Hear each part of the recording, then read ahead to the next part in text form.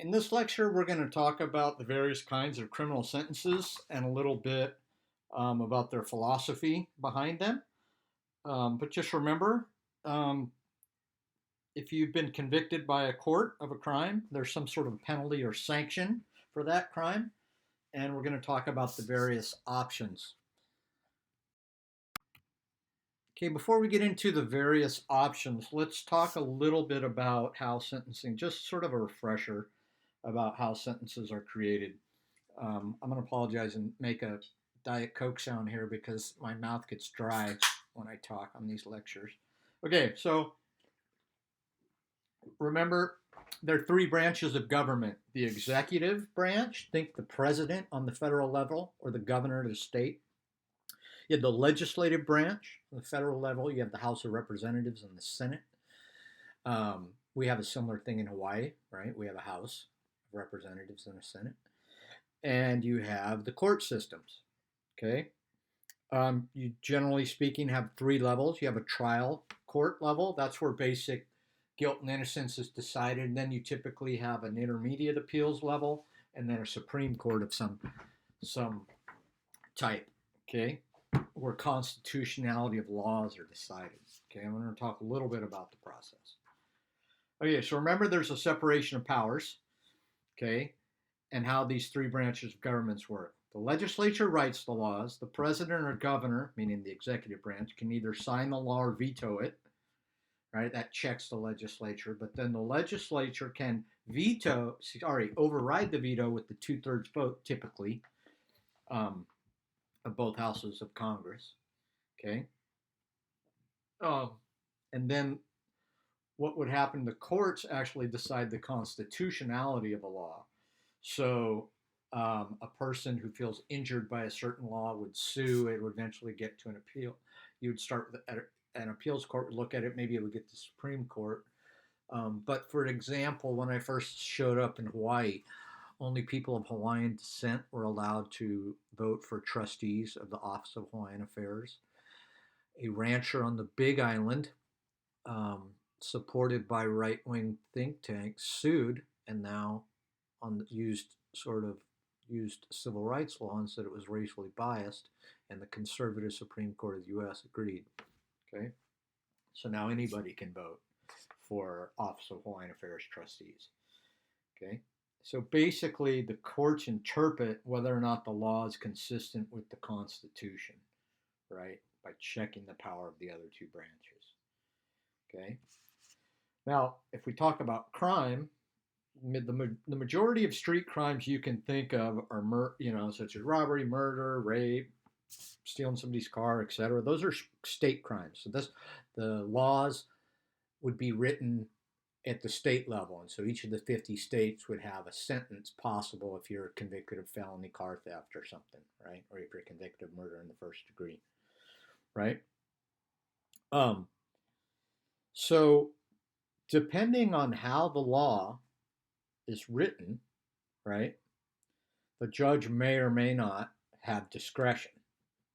Okay, so judges don't actually make up the sentences, if you will, right? They can only use discretion if and only if the law allows them to do that. Okay, so what's interesting in Hawaii, and actually Hawaii, I'll get into it at the very end, but it's a non-judicial branch or organization called the Hawaii Paroling Authority that actually sets the minimum sentence if you're sent to incarceration. Okay, not the judge, because it's actually. We'll talk more about it later.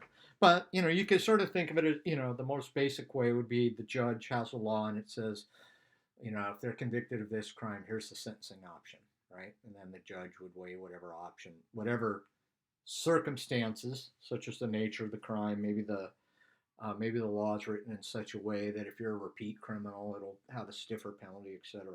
Right? It's fair to say that since the 1980s, we've started to go. The United States in general has gone on a get tough on crime deal, and has sort of political opinion has been such that legislators were encouraged to write more harsh or stiffer criminal penalties for various crimes, and that has occurred. And some of that has been the idea of to give judges less leeway or less discretion. So you may have heard of mandatory minimums. We'll talk about that. That's sort of a sentence where the judge has got no discretion in terms of incarceration, and they must mandatorily sentence you to at least this amount of time in prison, something like that. So it depends on the state, right, whether or not they have discretion or not. So if you think about it, that means that criminal sentences that are imposed by judges are written by the legislature, right? Okay, so but the legislature is influenced by public opinion, right? So that's why criminal sentences are socially constructed. Okay, they can and do change over time in response to public opinion. Um, so I just say the most easiest way to think about it is remember the way that the reason why we have 50 states with 50 criminal set of state laws is that all the colonies, the 13 original colonies, had sort of functioning criminal justice systems. Okay, and the framers of the Constitution kept that intact. But back in the day, right, you could be burned at the stake for being suspected as a witch, right? That was a sentence for the crime of being a witch, right? Um, well, that's no longer the case, right? I don't know how the heck it happened, but that's just a very extreme idea of um, how sentencing laws change over time, to give you an idea, right?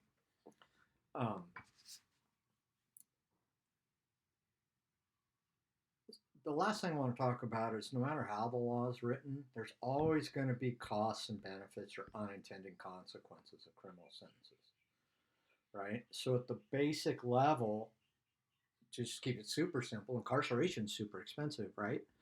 And you have to decide whether or not you want to use our most expensive crime policy, which is incarceration. I don't have any recent data from Hawaii because they're pretty stingy about it. But and I've tried to get it, but they don't want to give it to a professor, as you might imagine. Um, but in 2006 dollars, okay, there was a thing written by a local newspaper. It was 40,000 bucks per person in Hawaii, and that's why they sent about half of Hawaii prisoners to the mainland at a private prison in Arizona, which was only 20 grand. So I'm sure it's more expensive now. Okay, so whenever you may decide that, when you say, well, we're going to lock everybody up and we're going to get tough on crime, right? One of the consequences or costs, whether it's intended or not. So since 1980, states are spending more and more and more of their state budgets on incarceration. So now it's probably pretty clear that most states spend far more money on their on their prison systems than they do their higher education systems, right? Um, So that may or may not have been an unintended consequence, right? Another really good example of that, I'll be very neutral here. Um, there were enhanced federal penalties for small amounts of crack cocaine when the federal government made a bunch of duplicate drug laws, I believe in 1986. And it focused on street level drug sales because it was such a small amount. And it just so happened that um, people who deal on the streets, it's going to be in big urban centers of the United States, and they um, tended to be black and Hispanic. So over time, what happened was there was a vast overrepresentation of African Americans and to a certain extent Latinos for these federal crack sentences. Okay, so that's sort of the idea about how you could have an unintended consequence, whether intended or not, right? But there's going to be costs and benefits, and the society needs to weigh all this, right? All right. So let's talk about some of the goals of sentencing. These are just sort of philosophical things that you might say this is why we have this certain sentence. So you need to sort of understand them.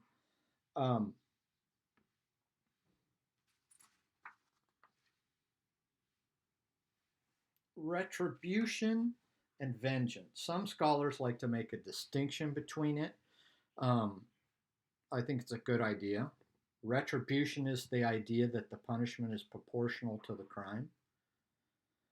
Vengeance or revenge, think of revenge. It can simply be described as revenge and that there's an emotional component. It feels good, right? So there are people who are eligible in certain states for the death penalty generally do pretty heinous crimes, right? Pretty nasty things. And so somebody may feel, it just feels good that they're executed, right? So retribution would sort of say, well, wait a second, we don't, we're going to kill somebody because they killed another person. But if somebody rapes a person, we don't rape them, right? So the idea, another idea of retribution would be, um, we want to have a different sentence for a person who's only been convicted of drunk driving once versus somebody who's been drunk driving repeatedly gets caught, or any other crime, right? A repeat criminal, you might want to have different sentences. So that's proportional to their offenses against society, right? So retribution is proportional. Vengeance or revenge, that's that emotional component where it feels good, right? Incapacitation, the idea here is you remove persons from the street and thus protecting society, right? So if they're locked up, separated from society, they can't cause further harm. It's a bad argument to say, but what if they escape from prison? Yes, that's true. It's possible. But in terms of, it's rare, okay, from a real prison, okay? I'm not talking about the one up by Costco in the middle of Oahu. I rode my bike into that prison on accident one time, my mountain bike. Okay. So if there's a difference between retribution and incapacitation, I'm going to read you a quote from the lecture. It lies in the fact that incapacitation requires only restraint and not punishment, so to speak. So one could theoretically be an advocate of incapacitation and believe in more humane forms of punishment, like prison reform, etc. And you could theoretically achieve incapacitation via electronic monitoring, right? Not complete, but the idea is that, there's a mechanism there, right? Um,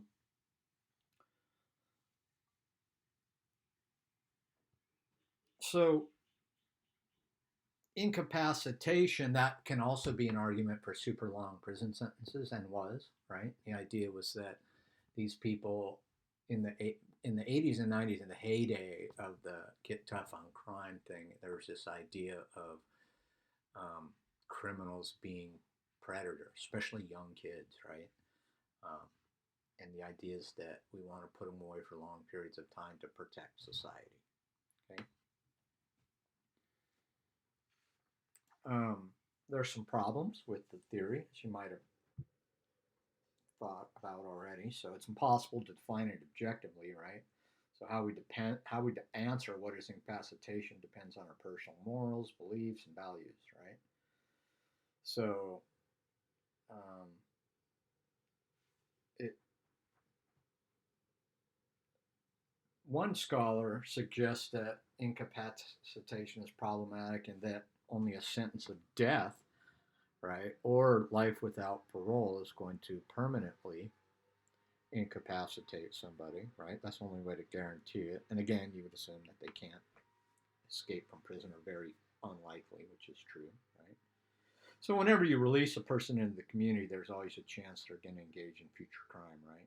And there's no way to accurately predict which individual person is going to do that. Despite what you may see on the news, it makes it seem like, oh, they let this one person out and they did this horrible thing, which is true. All you can do is create a policy that's based upon the group of people, not individuals. Put another way, you make policy based on the forest, not the individual trees, right?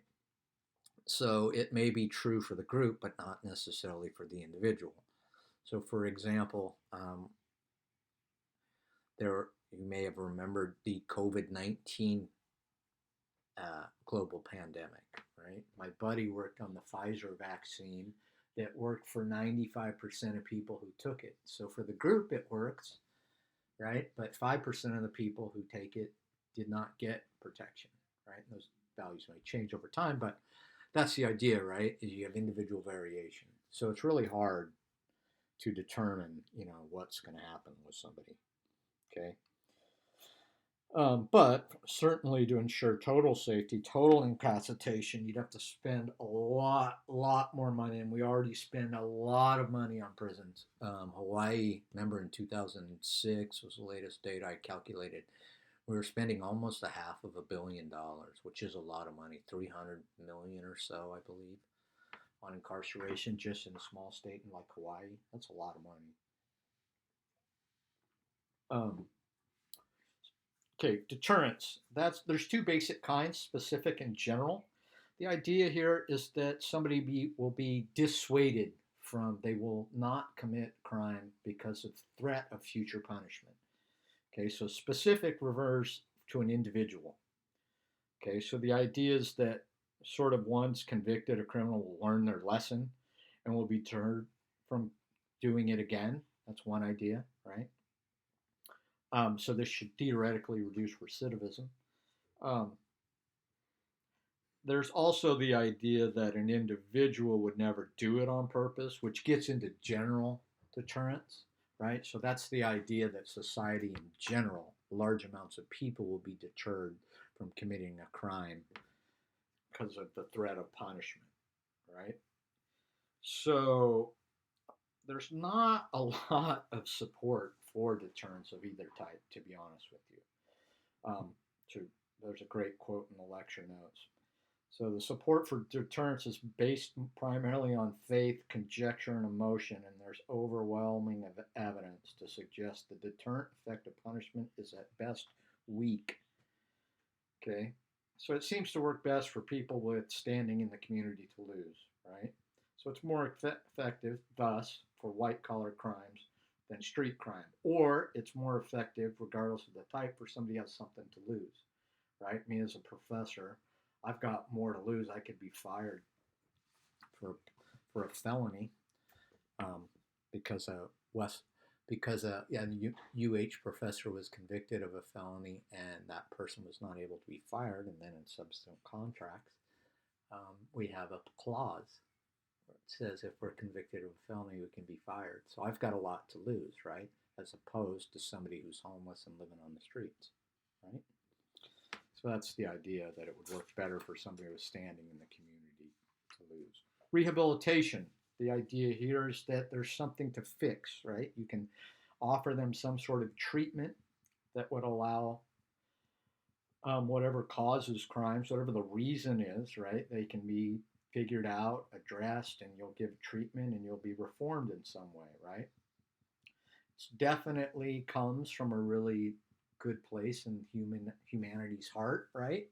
The idea is compassion, and it's the idea of helping, and somehow, um, you can figure it out, help them, and they won't do it anymore. So whenever you think about drug treatment, that's a form of rehabilitation.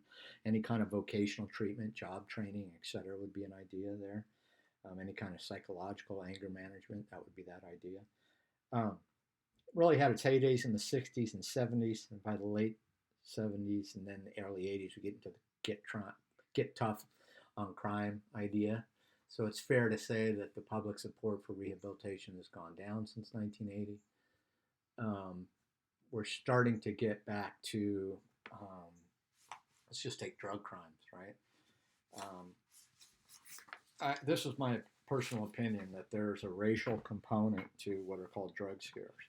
Okay, so when crack was a big idea, crack was a big scare, and methamphetamine and whatnot in Hawaii.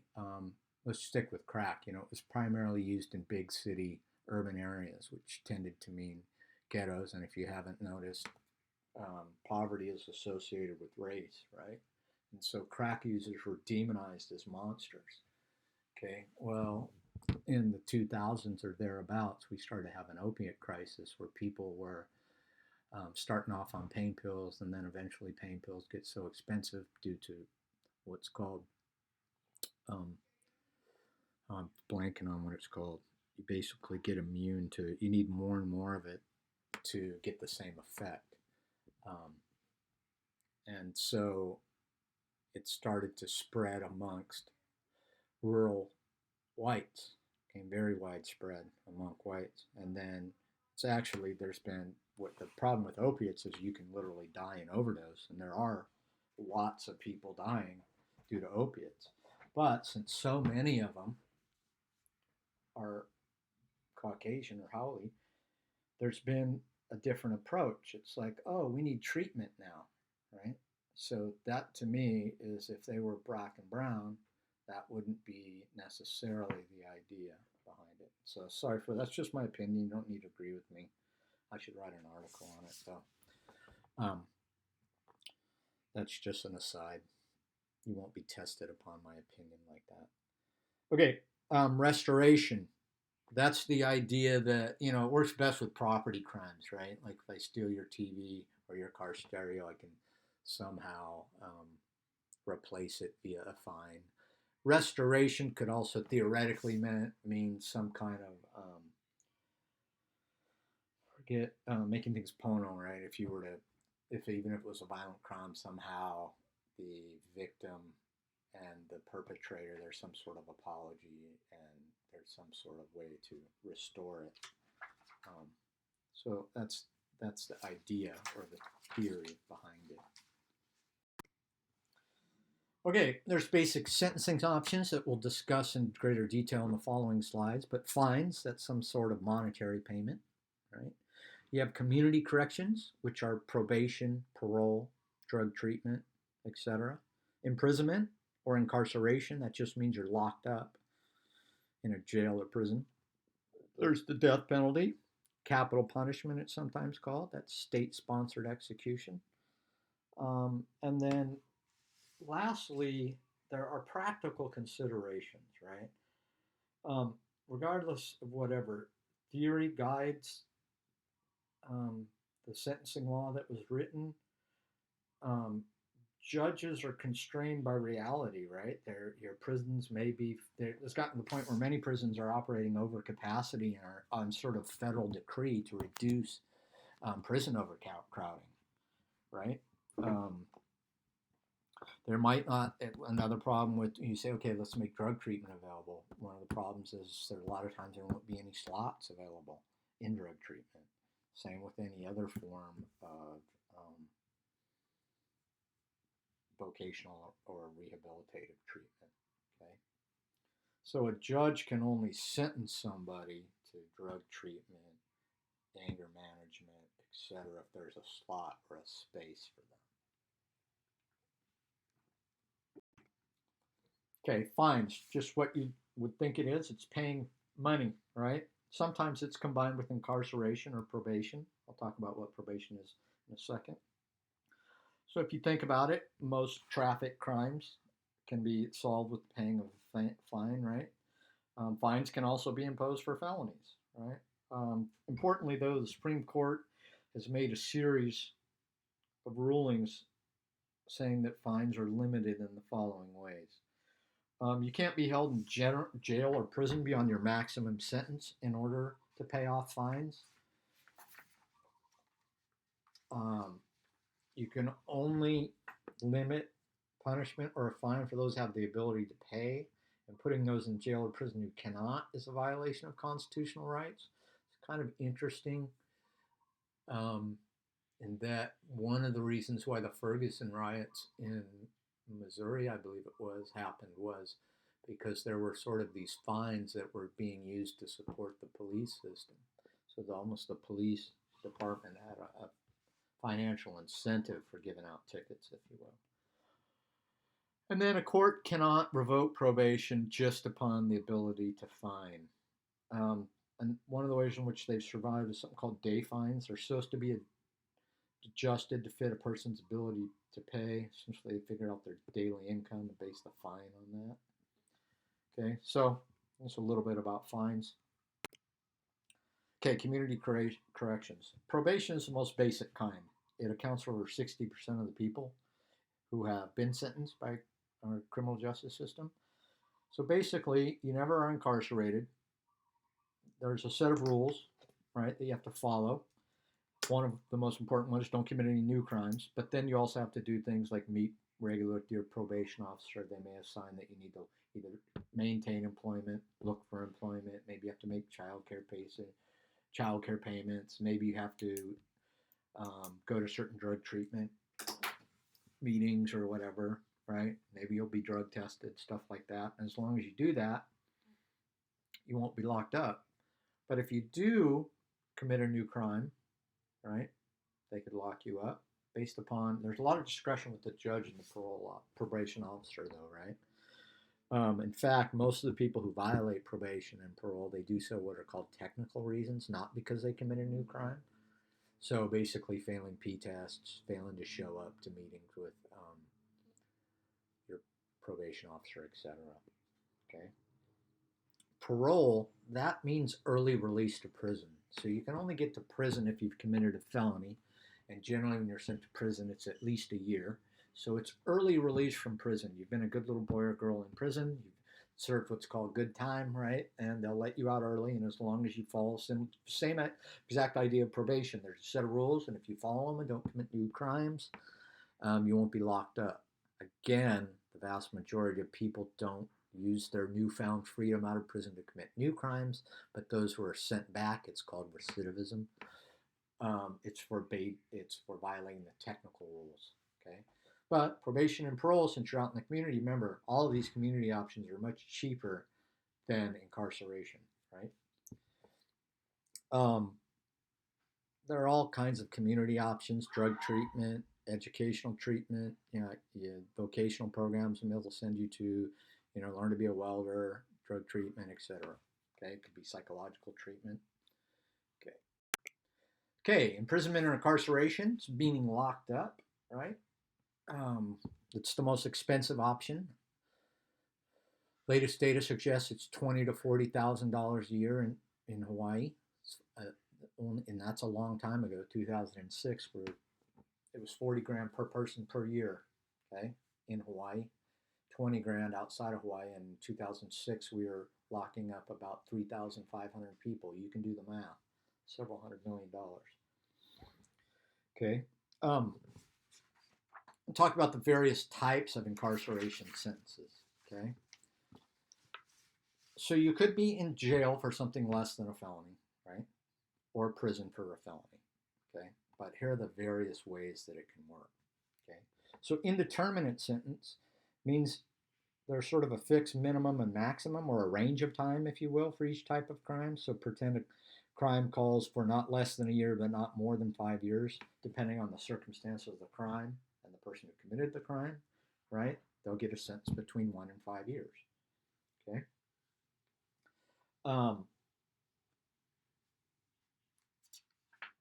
Indeterminate sentences came under attack. You can read the lecture notes, but essentially because it was seen as being soft on crime, okay? And we'll get into determinate sentencing, right? One of which are mandatory minimums. That's just what it sounds like, right? There's no discretion in terms of minimum time, right? Sometimes they'll allow parole, which is early release from prison, as you'll recall, but it's a determinate sentence, right? There is no discretion, at least in the minimum amount, okay? So mandatory minimums became more politically popular as the get tough on crime thing started to really explode in the late 80s, 90s, and et cetera, right? So there was less discretion, less indeterminate sentences in some places. Determinate sentences, just as you would imagine, or definite, right? They're same, but there's just no possibility of parole. It's a true flat or fixed sentence. There's something called 3 strikes and you're out, which apparently came from one of my elementary school classmates. I didn't know her, but I knew her older brothers. There was gangs were a big deal in where I grew up, and she was outside of a nightclub, and there was a drive-by shooting, and she was shot on accident, and it just so happened that the dude who pulled the trigger, at least who was found guilty of it, had been a career criminal, and so the dad was understandably upset, and so he helped pass what's called 3 strikes and you're out. So on the third felony, people are in California I don't know if it's still in effect, but basically the idea would be you're going to be locked up for life after that.